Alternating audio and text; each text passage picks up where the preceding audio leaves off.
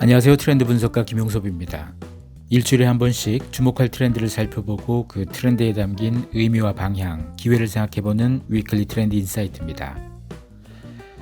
최근 뉴스에 구찌 레스토랑, 구찌 햄버거, 루이비통 카페, 루이비통 커피 이런 헤드라인이 있는 기사들 많이 봤을 겁니다. 홍보대행사가 열심히 일한 덕분이기도 할 거고 아마 기자들도 가고 싶었을 거예요. 이거 오픈하고 나서.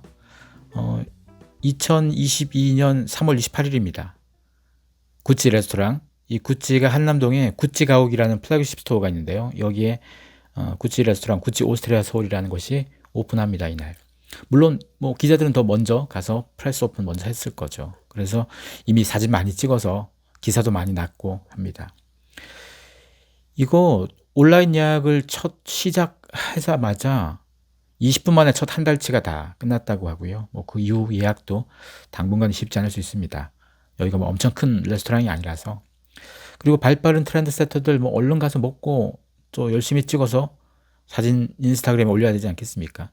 인스타그래머블이란 말 있죠. 인스타그램에 올릴 만하다 이런 의미를 가진, 요즘은 카페가 됐건 어디 멋진 공간이 됐건 인스타그래머블을 해야지 이제 대외적으로 퍼뜨릴 수 있는 그런 가치가 생기는 거죠.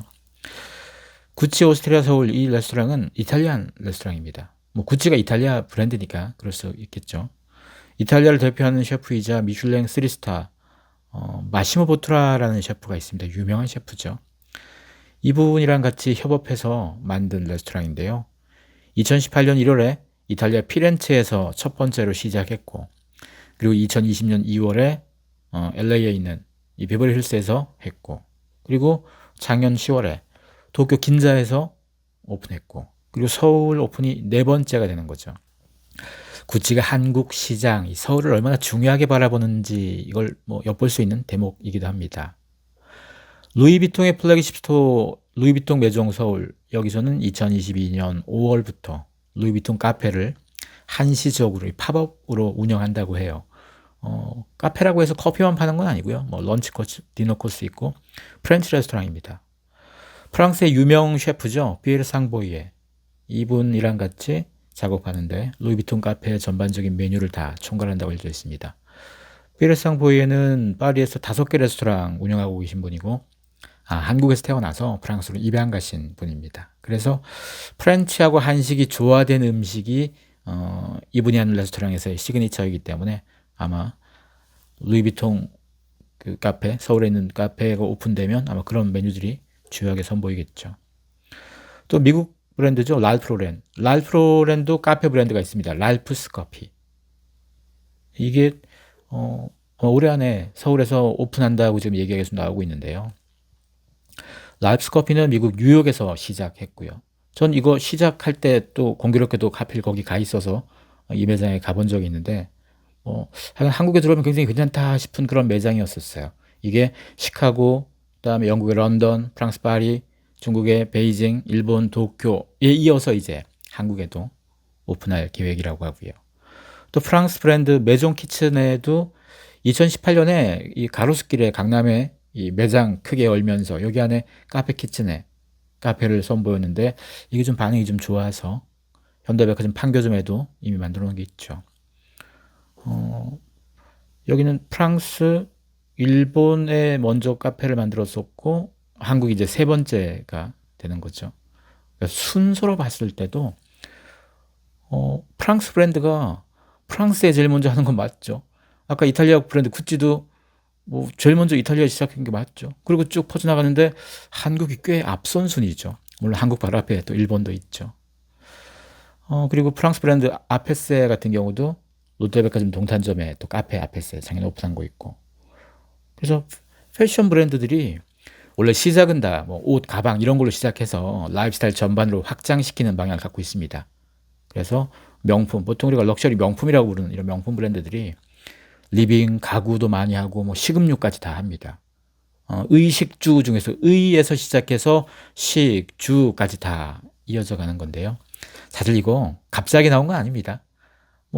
최근에 구찌 레스토랑이라든가 루이비통 카페가 오픈하는 이것 때문에 요즘 신문에 자꾸 나와서 그런 건 거지. 이런 흐름들은 이미 2010년대 초중반부터 시작됐었어요. 우리나라에 들어온 것도 디올, 프랑스 브랜드 디올이 2015년에 청담동의 그 플래그십 스토어 안에 디올 카페 디올 오픈한 게 있고, 그리고 어, 에르메스도 에르메스의 이 도산공원 쪽에 있는 에르메스의 플래그십 스토어 안에도 카페가 있죠. 이거 벌써 오래됐잖아요. 몇 년 됐습니다. 이곳에 이미 사람들이 많이 가서 인증샷 찍고 열심히 인스타그램업을 다 해봤었죠. 우리뿐이 아니고 이미 뭐 유럽도 그렇고요. 전 세계에서 우리가 알 만한 명품 브랜드들이 카페부터 뭐 식당도 마찬가지, 호텔 리조트 많이 지었었고, 이런 시도들을 계속 해왔었습니다. 이게 팬데믹 때 살짝 주춤하는 것처럼 보이는데 다시 재개가 되는 상황이라는 거. 또 거기다가 패션 브랜드뿐이 아닙니다. 시계 브랜드도 카페와 레스토랑 차립니다. 물론 시계 중에서도 비싼 명품 시계들이죠.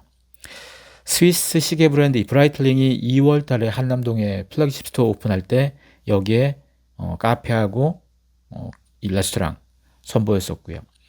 그리고 브라이틀링은 카페나 레스토랑을 전 세계에서 서울을 제일 먼저 시작했어요. 그리고 IWC는 작년은 7월에 롯데백화점 본점에다가 칵테일 바를 오픈해서 장사를 하고 있는데요. IWC가 식음료 매장을 처음에 낸 게 2017년 스위스 제네바에서 시작된 건데 서울이 두 번째입니다. 어찌 보면 한국이 명품 시계도 그렇고 패션 명품 쪽에서 굉장히 주목받는 시장 중에 하나가 맞아요. 이러다 보니까 자꾸 순서에서도 굉장히 빨리 서울에 만듭니다. 구찌 같은 경우 국가별 매출 순위를 보면요. 미국, 중국, 일본 다음이 한국이죠. 중국 인구수 압도적으로 많잖아요. 우리는 지금 앞선 세 나라랑 비교해도 인구수도 가장 적고, 그럼에도 불구하고 명품 소비는 좀 두각을 드러냅니다. 이러다 보니까 명품 브랜드들이 서울을 중요하게 보죠. 구찌하고 루이비통, 샤넬이 각각 국내에서 한 1조 원 정도씩 매출을 거둔다고 해요. 많이 거두죠. 뭐 에르메스도 요만큼은 안 돼도 한 5천억 대 이상 가는 것 같고, 그래서 에르메스, 루이비통, 샤넬까지 합치면 한 2조 한 4천억, 요게 2020년 기준이었고, 아마 작년 기준으로 보자면 얼추 뭐 이거보다 더 많은 한 3조 가까이 될 수도 있고, 여기에 구찌까지 합치고 뭐 거기다가 이런 기본적인 빅4가 되는 거죠. 샤넬, 루이비통, 구찌, 에르메스까지. 이 빅4 하면 얼추 한 4조쯤? 여기도 디올도 한 3, 4천억 하는 거니까 크죠. 시장 수습업체 유로모니터가 한국 명품 시장을 2021년 기준으로 얼마쯤 봤냐? 141억 달러니까 16조 원 정도입니다. 16조 원. 이거 전 세계 국가별 순위로 보면 한 7위 정도. 우리보다 앞서 있는 건 미국, 중국, 일본, 프랑스, 영국, 이탈리아입니다. 이 중에서 프랑스, 영국, 이탈리아는 명품 브랜드도 많이 만들어내고 갖고 있는 나라고. 그리고 GDP 순위로 봐도요. 일본, 중국, 그러니까 미국, 중국, 일본은 1, 2, 3등이잖아요. GDP 1, 2, 3등이고. 거기다가 프랑스, 영국, 이탈리아도 5등, 7등, 8등이에요. 한국이 10위가 되죠. GDP 순위에선. 경제력이나 뭐 인구수에서나 뭐든 한국보다 좀 높은 국가들입니다. 근데 이런 틈바구니 속에서도 세계 명품 시장 7위.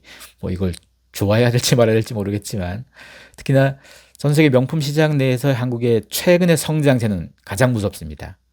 2016년까지 한국은 명품 시장에서 한 9위쯤 했었어요. 그러다가 2019년에 8위, 2021년에 7위 쭉쭉 올라갑니다. 최근 5년 새 시장 규모 성장률도 한 20% 이상 되는데요. 이게 미국, 일본, 프랑스, 이탈리아 뭐 이런 나라들은 2년간의 코로나 때문에 타격을 좀 받은 것과 달리 한국은 성장률이 괜찮습니다. 그래서 이런 부분들도 아마 이런 명품 패션 브랜드들이 새로운 레스토랑이 됐건 이런 걸 시도하는 데 있어서 한국을 주요 순위로 계속 꼽을 수밖에 없는 거고, 한국의 명품 시장이 기존에는 가죽 제품 비롯해서 신발, 옷, 뭐 보석, 시계 이런 쪽, 그러니까 점점 좀 고르게 성장해요. 거기다가 최근 들어서는 가방이나 시계처럼 딱 봐도 명품이다 이런 거 말고도 립스틱, 핸드크림, 뭐 접시처럼 일상적인 품목에서도 명품 소비가 확 계속 늘어나고 있어요.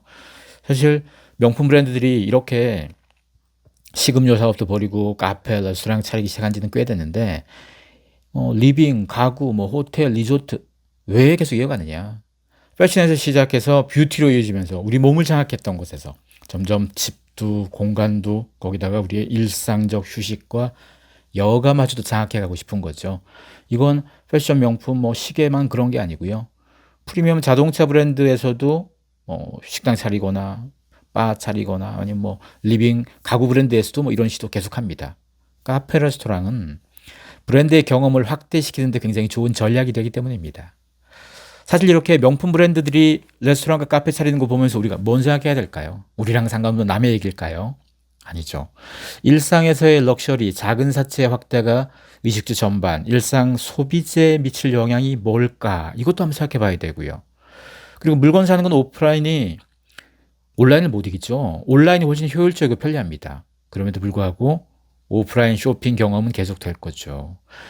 오프라인 쇼핑 경험의 중요함을 지키기 위해서 먹고 마시고 쉬고 이 현실에서의 경험제는 중요할 수밖에 없습니다. 럭셔리뿐이 아니고요. 오프라인 쇼핑 쪽에서 일하시는 분이나 그쪽의 영역에 있는 분들에게는 이런 먹고 마시고 쉬는 이 경험제 이거 계속 어떻게 다룰 건가도 고민해야 되고 또 명품 브랜드의 카페나 레스토랑이 보편적인 사람들의 경험치를 자꾸 높입니다. 굉장히 멋지게 잘 만들잖아요. 거기다가 이미 카페나 레스토랑 대부분이 요즘 대형화되고 있고요. 인테리어도 그렇고 엄청 투자 많이 해서 공간적으로나 굉장히 멋진 곳이 많습니다. 이런 걸 많이 접한 사람들이 점점 늘어날수록 일종의 소비 경험치의 수준이 높아지고 럭셔리해지는 겁니다. 이럴수록 이건 카페나 레스토랑 하는 사람들, 자영업자들, 오프라인 기반으로 장사하시는 분들도 이게 남의 일이 아닌 거죠. 우리는 과연 이런 상황에서 어떻게 대응하고 고민해 볼까 한번 생각해 보셔야 될 것 같습니다. 기회가 된다면 이런 명품 브랜드들이 만든 레스토랑이나 카페에 한번 가보세요. 가서 직접 눈으로 보고 경험하는 것이 어찌 보면 이렇게 들어왔던 내용들을 한번 경험시켜서 좀 진화시키는 거죠. 확장시키고 또 한 단계 더 들어갈 수 있게 우리 안목을 좀 높일 수 있는 거니까 이런 경험 많이 해보시기 바랍니다. 지금까지 트렌드 분석가 김용섭이었습니다. 고맙습니다.